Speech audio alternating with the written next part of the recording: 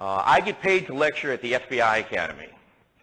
And I think it takes a lot of courage for FBI agents to come to me and say, Mark, we got to have you because we don't think the way you do. And you'll never catch a fraudster unless you can put yourself in that guy's brain for a couple of minutes. Now, when I was at ZBest, we claimed to do what are called insurance restorations. A building would be damaged by fire or water, and we would come in and fix it.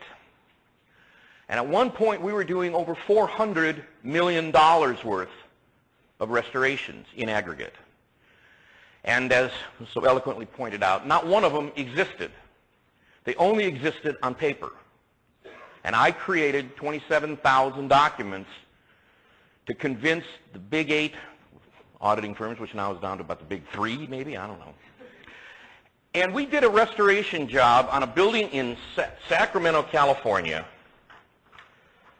Here's actually the building we claimed we were restoring.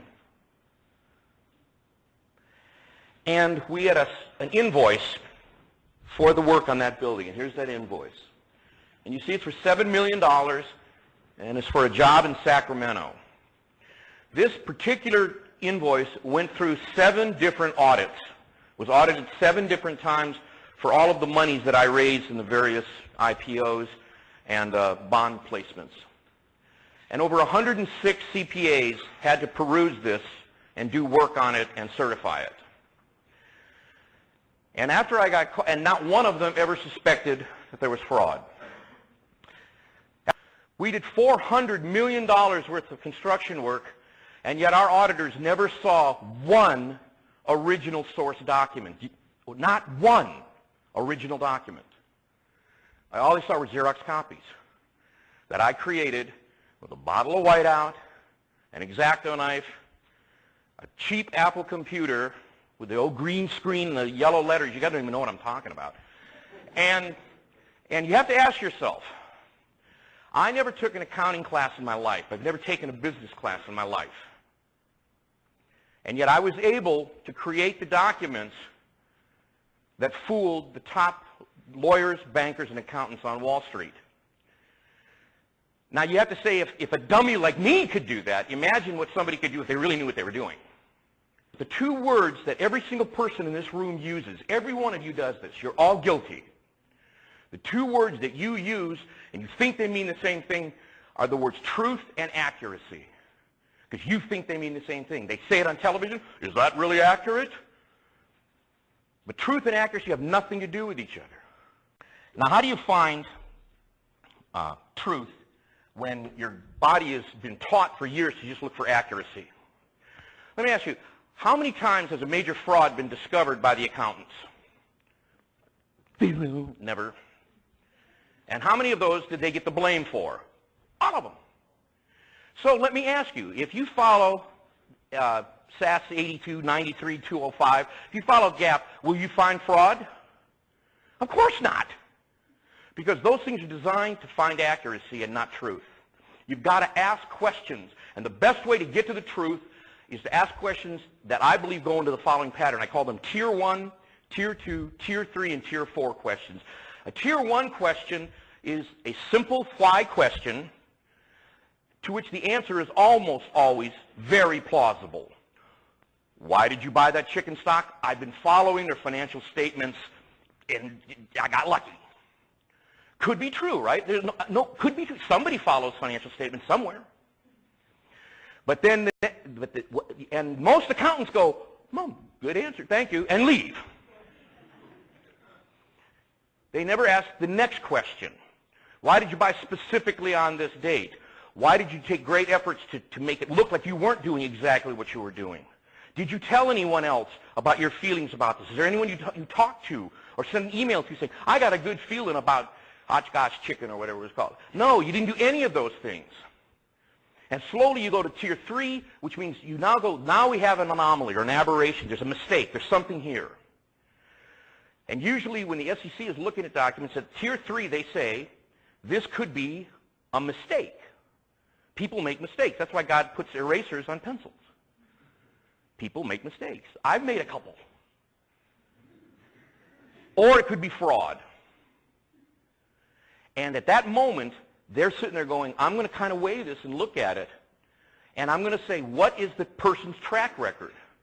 If this person has bought large amounts of stocks for years, he's a crap shooter and he throws the dice, and I'm going to go with there's an error, or I'm going to believe him. There's an explanation for this anomaly. But most of the time what they say is, I'm going to say there's fraud, and believe it or not, they'll put the burden on you to prove your innocence.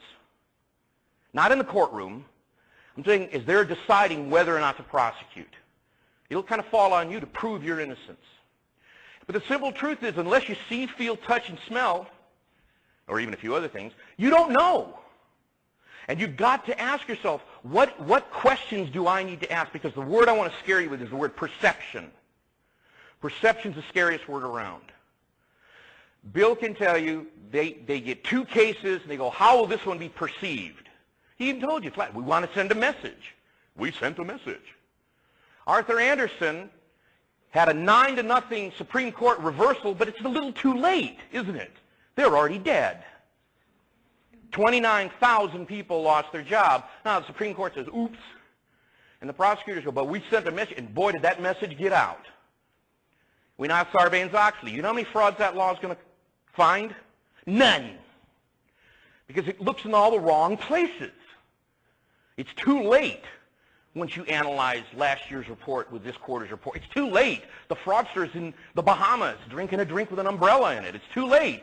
You've got to be proactive and find it now. And what? Did any of your professors tell you that you had to be little cops, little Inspector Clouseaus and find fraud? No, they won't tell you. But you have to. You know why? Because in every one of these court cases, who pays the fines? Z-Best. I ripped off companies for $4 billion. Ernst & Winnie paid $700 million in fines. Not me.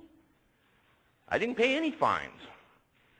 They paid me to testify against me as an expert witness. That was the best job I ever had. What I didn't know, I could make up. Who's going to contradict me? Me? Great schizophrenic joke. I'm having a good time, and so am I. I mean, I can always tell when an accountant's been in the room. There's check marks everywhere. And there's footnotes. Always footnotes. It's impossible to lose a footnote, right? What's the definition of good work papers? Anybody know? Ones that look like last year's. And we fraudsters use that against you. We use that predictability against you. So I don't have to outsmart anybody. All I have to do is convince you to be manipulated. I basically find out what is the lowest possible denominator you'll let me give you in information or documentation. And I get it to you. And then you're stuck with it forever. You can never say to somebody, look, Mark, last year I let you go without all of your inventory documents, but this year I have to have them, because that's your way of saying, last year I was a crappy accountant. Once you set a benchmark, that's it. You can't go back on it. And so all I'll do is, if you're a stickler and you ask for a ton of paper, or you're lazy and you ask for a little bit, or you're in the middle, I'll give you just what you want. But the other thing I'll do, and fraudsters always do this, we lower your expectation.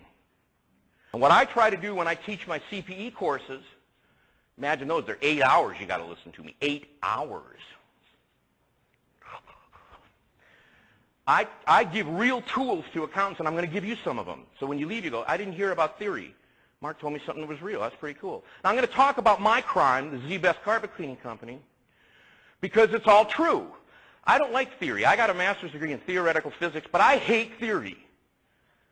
I hope your professors never do dumb stuff like, let's have this hypothetical company, and they make widgets. And I go, don't give me that crap. Give me a real company. There's plenty of them out there. I don't even know what a widget looks like. And there you go. So it's a perfect tool for professors. Okay. Well, you know, they couldn't get real jobs, so.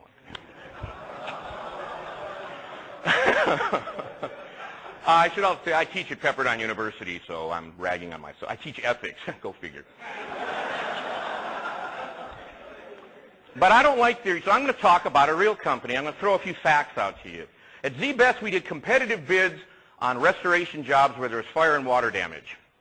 We won all of the bids we had. We always had the bid that won. And guess what our profit margins were? Well, not quite. Were they the industry average for competitive bid industries, which is around 4 to 6%? Oh, no, we were better than that. Were they clear up to double digits, 10%? No, 50% profit. We made 50% profit. In 29 months, not one accountant ever said to me, Mark, how do you do that? Because Bill Gates doesn't. Warren Buffett doesn't. The only people that make 50% profit are drug dealers and hookers. That's it. And it's because of a very low overhead. So, but no one ever asked. No one ever said, Mark, how come I can't see an original source document? Nobody ever asked past Tier 1. They would ask me a Tier 1 question, I would explain it, and they'd go away. Now,